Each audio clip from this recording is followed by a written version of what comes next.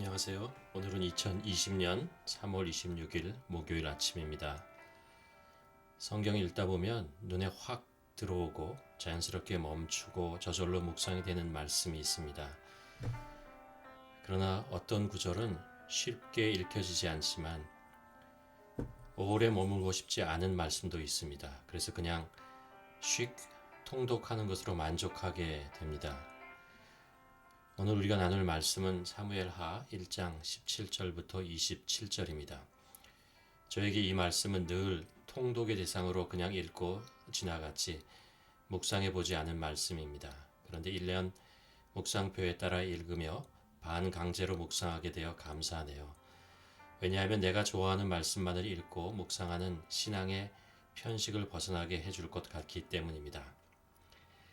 오늘 우리 사무엘하 1장 17절부터 27절까지의 말씀, 여러분 성경책을 펴시고 함께 봉독하도록 하겠습니다. 17절입니다. 다윗이 이 슬픈 노래로 사울과 그의 아들 요나단을 조상하고 명령하여 그것을 유다 족속에 가르치라 하였으니 곧 활 노래라 야살의 책에 기록되었은데 이스라엘아 내 영광이 산 위에서 죽임을 당하였도다. 오라 두 용사가 엎드려졌도다. 이 일을 가드에도 알리지 말고 아스그론 거리에도 전파하지 말지어다. 블레셋 사람들의 딸들이 즐거워할까 할례 받지 못한 자의 딸들이 개가를 부를까 염려로다. 갈보리 산들아 너희 위에 이슬과 비가 내리지 아니하며 재물 낼 밭도 없을 것이네. 거기서 두 용사의 방패가 버림받음이니라. 곧 사울의 방패가 기름 부음을 받지 아니함 같이 되미로라. 죽은 자의 피에서 용사의 기름에서 요나단의 활이 뒤로 물러나지 아니하였으며 사울의 칼이 헛되이 돌아가지 아니하였도다. 사울과 요나단이 생전에 사랑스럽고 아름다운 자이러니 죽을 때도 서로 떠나지 아니하였도다. 그들은 독수리보다 빠르고 사자보다 강하였도다.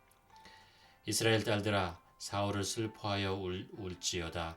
그가 붉은 옷으로 너희에게 화려하게 입혔고 금 놀이개를 너희 옷에 채웠도다.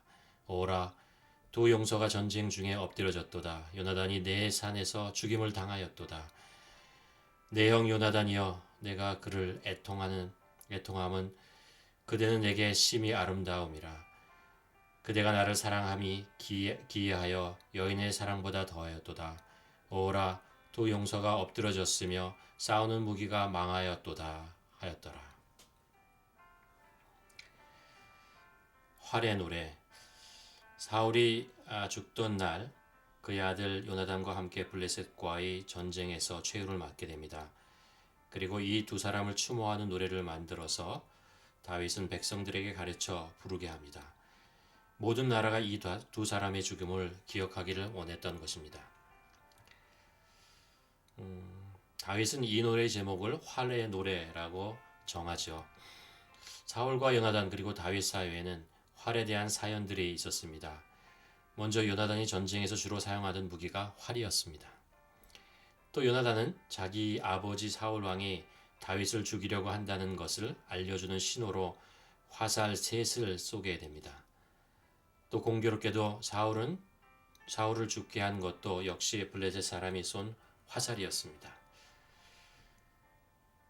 사울이 다윗을 만나게 될 때 이런 일이 있었죠. 사울은 악령이 그를 괴롭힐 때마다 수금을 타는 사람을 찾았는데 그때 수금을 잘 타는 사람으로 발탁된 사람이 바로 다윗이었습니다.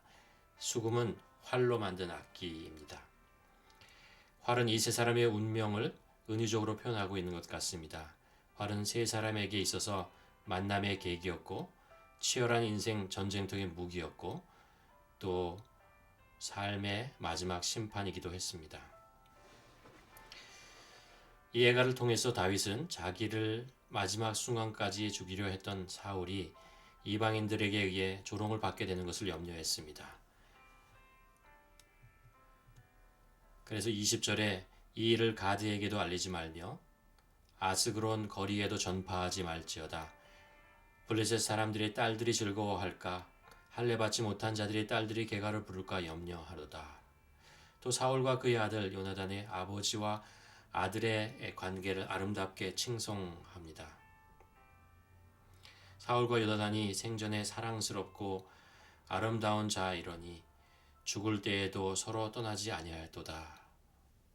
그뿐 아니라 사울을 용서함은 물론 그의 용맹을 칭송합니다. 그들은 독수리보다 빠르고 사자보다 강하였도다. 사울 왕은 다윗을 부당하게 대우했고 죽이려고 했던 원수 같은 존재이지만 다윗은 끝까지 그가 하나님의 기름 부음을 받은 사람이라고 그를 존경해 주었습니다. 이 마지막에 다윗이 지은 노래에도 단 한 구절도 사울을 원망하거나 아니면 사울에게 험담을 하는 내용이 포함되어 있지 않은 것을 보게 되죠. 솔직히 이해가 되지 않은 부분입니다. 다윗은 사울의 죽음에 박수를 치고 환호성을 울리며 잔치를 베풀었어야 마땅하지 않을까요? 이제 더 이상 자신을 괴롭히던 존재가 사라졌고 도망 다니지 않아도 되고 어쩌면 이스라엘의 왕이 될 수 있는 기회가 찾아온 것이었습니다. 그런데 왜 다윗은 사울 왕의 죽음을 이렇게 슬퍼했을까요?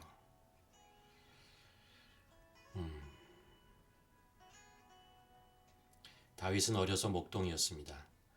목동의 생활은 아주 단순합니다.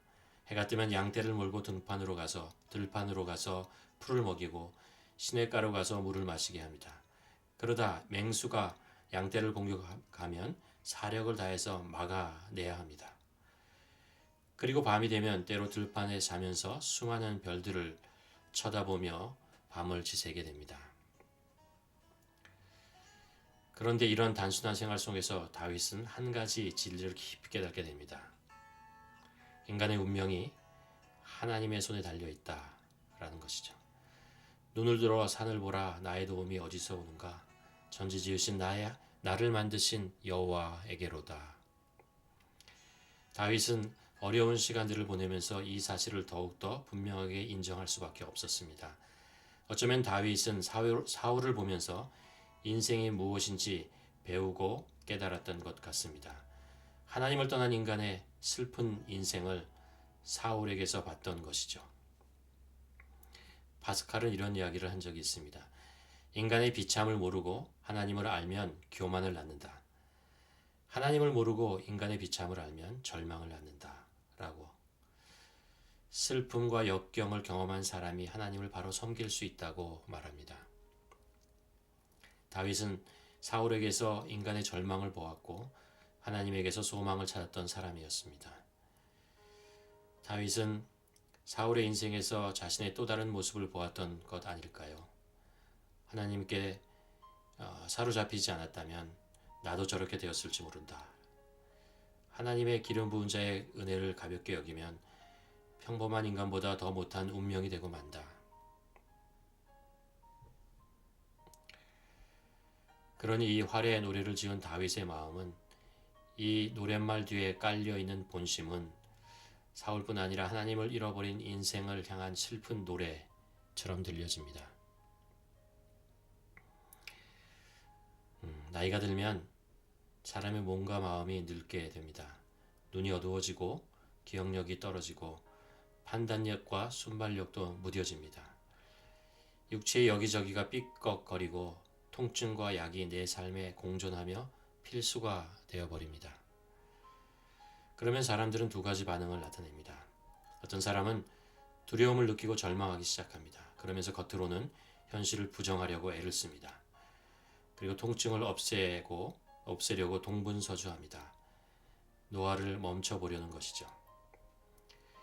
그러나 어떤 사람은 이런 현상 속에서 인생이 더욱 깊어집니다. 비로소 자신의 운명이 누구의 손에 있다는 것을 깨닫게 됩니다. 통증과 친구가 되어 동행하는 법을 배우게 되죠. 인간의 슬픈 운명을 깨닫지 못한 사람은 십자가의 가치를 알지 못합니다. 그래서 인생의 절망은 우리를 소망의 길로 인도하는 단초가 되는 것입니다. 여러분, 오늘도 하나님의 선한 손이 우리들의 삶에 복과 은혜로 충만하기를 소원합니다.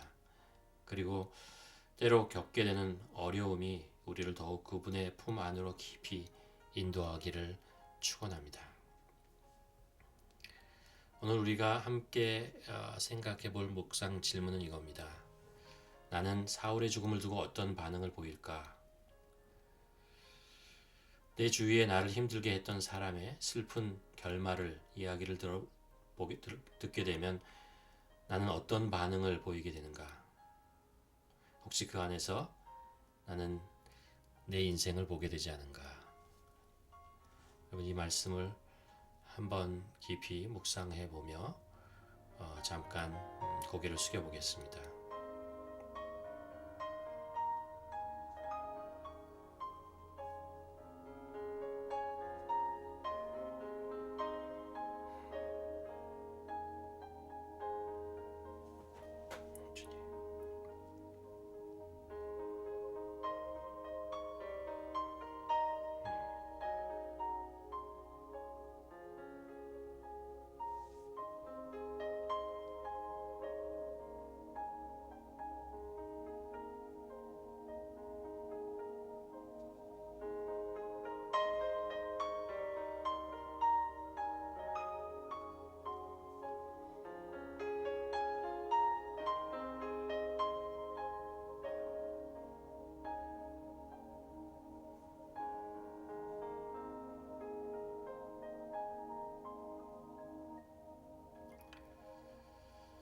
그렇습니다. 하나님, 우리에게는 우리 주님밖에 없습니다. 하나님 아버지, 오늘도 하나님의 말씀을 묵상하게 하심을 감사드립니다. 그리고 이 말씀에서 나의 모습을 보게 하심을 또 감사드립니다. 사울의 인생을 정죄하기보다 혹시 사울의 인생이 내 인생이 되지 않을까 두려워하는 마음으로 살게 하여 주시옵소서. 그리고 내 삶에 기름 부으시는 하나님을 보게 하소서. 오늘도 내 삶의 주인 되시고 왕 되신 우리 주님의 손에 꼭 붙잡혀 살기를 간절히 소원합니다. 이 시간, 이 묵상의 시간을 허락하신 하나님께 감사드리고 또 이 묵상을 통해서 인생을 바라보고 또 하나님에게 소망을 두는 마음을 오늘 이 묵상에 참여한 모든 분들에게 하나님께서 함께 하시고 축복하여 주시옵소서. 이 모든 말씀 우리 구주 예수 그리스도 이름으로 기도드렸습니다. 아멘. 오늘 하루도 우리 삶을 인도하시고 주관하시는 하나님의 손에 붙잡혀 살아가는 우리 모두가 되기를 주님의 이름으로 간절히 축원합니다.